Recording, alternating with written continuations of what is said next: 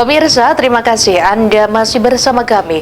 Pemerintah Kabupaten Blitar menjadikan pengembangan usaha mikro, kecil, dan menengah sebagai fokus dalam percepatan pembangunan ekonomi pasca pandemi COVID-19 dan pengrajin kayu gaharu milik Dewi Fortuna yang menembus pasar mancanegara akan menjadi prioritas kebangkitan UMKM di Kabupaten Blitar. Seperti diberitakan sebelumnya, pengrajin kayu gaharu yang berada di Desa Papungan, Kanigoro, Kabupaten Blitar bisa menembus pasar luar negeri saat pandemi COVID-19 ini. Bahkan hasil olahan kayu gaharu milik Dewi Fortuna yang dibuat menjadi dupa wewangian, teh, sabun, serta minyak wangi ini mampu membangkitkan perekonomian warga sekitar. Salah satu anggota DPRD Kabupaten Blitar dari fraksi PDI Perjuangan, Suwondo, yang melihat langsung proses produksi kayu gaharu, kagum dengan produk yang dihasilkan dari pohon gaharu. Suwondo mengatakan UMKM kerajinan kayu gaharu merupakan dari ketahanan ekonomi yang sangat mendasar. Selain produk hasil olahan yang dipasarkan hingga mancanegara, UMKM kerajinan kayu gaharu bisa mengangkat potensi Kabupaten Blitar. Namun selain itu juga membantu perekonomian warga sekitar dengan bekerja mengolah kayu gaharu. Dirinya menilai Kabupaten Blitar memiliki sumber daya alam yang luar biasa, namun belum berbanding lurus dengan pengelolaan yang optimis dari pemerintah daerah, sehingga hasilnya tidak maksimal. Dan nantinya Suwondo akan mengusulkan kepada pemerintah Kabupaten Blitar untuk fokus membantu pengrajin kayu gaharu agar bisa optimal dalam segala proses. Setelah kita melakukan kunjungan, pas nggak apa-apa ya?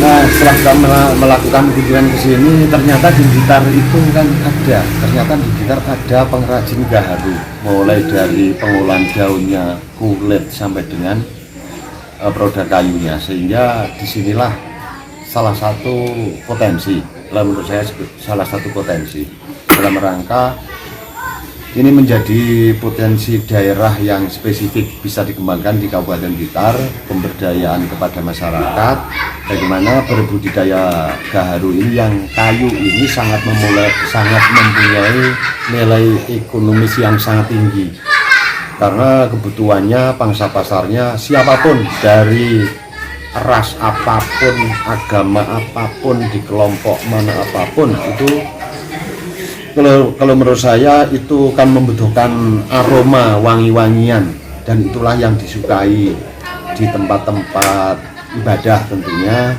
Jadinya itu akan menjadi pangsa pasar yang luar biasa.